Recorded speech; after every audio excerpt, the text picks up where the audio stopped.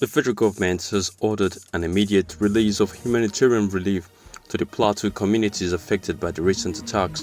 Hi, welcome to What's Happening. These are the top 10 stories. At number 1, the federal government has ordered an immediate release of humanitarian relief to the Plateau communities affected by the recent attacks. This is contained in a statement issued by the Minister of Information and National Orientation, Alhaji Mohammed Idris, in Abuja. According to him, at the federal levels, all hands are on deck across the security and intelligence agencies to scale up intelligence gathering and crisis response efforts. At number 2, the Office of the Special Central Bank of Nigerian investigator has rejected Titan Trust Bank Limited chairman Babatunde Lemon's request to reschedule a meeting originally set for December 28, 2023 to January 7th. The investigator warned that failure to attend the meeting might lead to the forfeiture of shareholding and interest in Titan Trust Bank and Union Bank Nigerian PLC for Lemo and other major shareholders. Lemo, summoned in connection with the acquisition of Union Bank of Nigerian PLC by Titan Trust Bank, was directed to report for questioning in Abuja. The investigator also rejected Lemo's proposal to give major shareholders 7 days to prove ownership of fulfilled shares to the federal government. At number 3, Governor Umar Bago of Niger State has refuted reports circulating on social media about alleged ban on the sale of alcohol drinks in the state. In a statement issued in Abuja, Governor Bago clarified that neither he nor his aides had issued any such directives. He urged the public to disregard the report which claimed that the Niger State government, through the Liquor and Licensing Board, had prohibited alcohol sales in 9 local government areas, including Suleja. Governor Baku emphasized that he had not issued any directive regarding an alcohol ban and noted that the Liquor and Licensing Board is yet to be constituted. The statement further revealed that the governor had instructed security agents to arrest the self-appointed secretary of the board named Mohammed Ibrahim. At number 4, the Sultan of Sokoto, Alhaji Abubakar III, has raised concerns about the effectiveness of intelligence gathering by security agencies in Nigeria, particularly in the face of incessant attacks on communities across the country.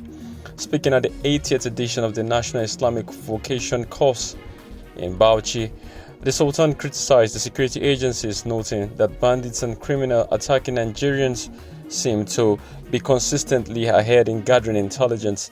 The Sultan condemned the recent attack in Plateau State, where over 100 people lost their lives and several others were injured. He called for security agencies to be more proactive in preventing such attacks and questioned the government's response, urging them to take effective measures to protect lives and property. The Sultan emphasized the need for concrete actions beyond mere condemnation in order to address the recurring clashes and deaths caused by criminal activities in the country. At number 5, the Nigerian Security and Civil Defense Corps Federal Capital Territory Command has arrested 82 suspected vandals and 22 illegal miners from August till date. The FCT commandant of the NSCDC, Mr. Olushola Odumosu, gave the figures during an interview with the News Agency of Nigeria on Thursday in Abuja. Odumosu said that 20 suspects were arrested in connection with manhole cover theft and vandalism of critical national assets and infrastructure.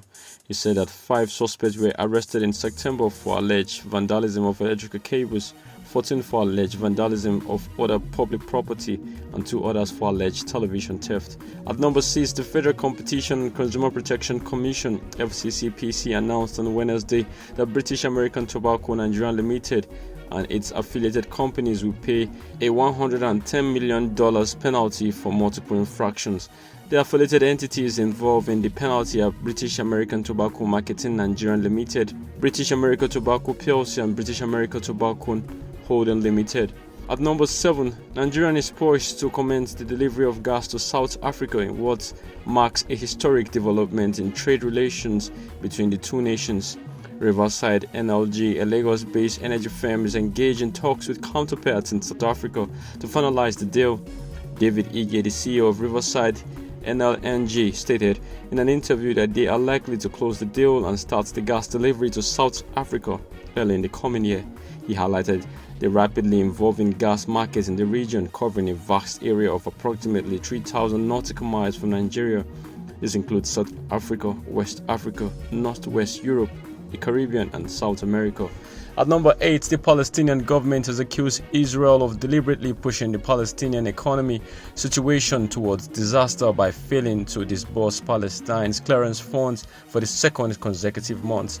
In a statement issued by the Palestinian embassy in Nigeria, it was revealed that the withholding of funds is linked to Israel's insistence on deducting the amount that the Palestinian National Authority pays to Gaza. The two states have an agreement wherein the Israeli government collects tax on goods imported to the Palestinian side on behalf of both parties. After deducting 3% for salaries and operating expenses in the West Bank and Gaza Strip, the funds are supposed to be remitted to the Palestinian government at the end of each month. However, since the beginning of the latest war in Gaza in October, the Israeli government has failed to transfer the collected funds, leading to a severe economic crisis according to the Palestinian government. At number 9, Chinese consumer electronics giant Xiaomi unveiled its first electric car model on Thursday, with its boss declaring ambitions of becoming a global automotive powerhouse despite fierce competition at home. Beijing-based Xiaomi, which is the world's fourth largest smartphone manufacturer, is also a leading provider of tablets, smartwatches, headphones, and electric scooters. The company announced in 2021 its intended foray into electric vehicles, joining a trend that has seen several major Chinese tech companies pivot towards the highly competitive sector. Xiaomi boss Li Jun took to the stage in Beijing Thursday to unveil the SU7, a sedan that is scheduled to enter the market in 2025. The model is integrated with Xiaomi software to enable functionality across the firm's range of devices and will be produced by local manufacturer BAIC. At number 10, Russia has officially reopened its embassy in Burkina Faso after a hiatus of nearly 32 years. The embassy was closed in 1992. And the reopening was confirmed by both the Burkinabe Foreign Ministry and Russian ambassador to Ivory Coast, Alexei Satikov. The Russian President Vladimir Putin is expected to appoint the new envoy. Satikov expressed the solid and friendly ties between Russia and Burkina Faso, referring to the West African nation as an old partner. The reopening comes at a time when Burkina Faso has faced challenges, including 2 military coups last year, partly triggered by discontent over the handling of a jihadist insurgency. That's all for today. See you next time on What's Happening.